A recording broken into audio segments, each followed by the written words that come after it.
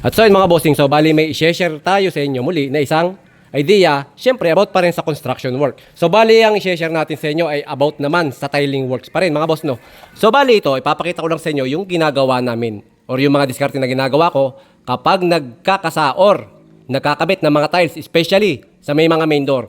So napapansin ninyo ito, palaging ganito yung pinapagawa ko na tiles. So may nakadrop na part and then dito sa pinaka tiles nung pinakakabahayan ay mataas.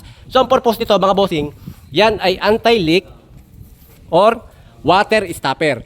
So yung mga ganyang mga tiles, especially ginagawa yan sa mga main door katulad nito. Ayan.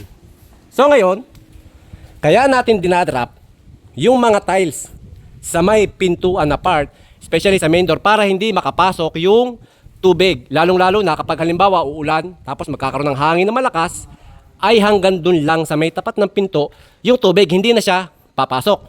Kapag kayo ay nakabit ng tiles at dire-diretso yan, yung level ng tiles nyo ay lumampas, pantay, lumampas hanggang dun sa may hamba, sa may basyada. Lumampas lang kayo sa may basyada mga bossing, ang magiging problema ninyo, palaging basa ang loob ng bahay kapag umulan, lalong na kung hahangin. Ito ay nakadrop lang mga bossing hanggang sa may pintuan lang.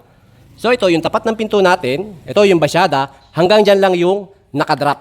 Ayan, hindi tayo pwedeng mag-drop na lalampas sa pintuan. Kinakailangan, ito ay pantay lang sa may pinto. Mas maganda nga kung nakapasok pa siya ng at least 2 mm. So para pag tama ng hangin sa pinto, ang tubig natin doon lang babagsak, hindi na siya papasok doon sa loob ng bahay natin mga bossing.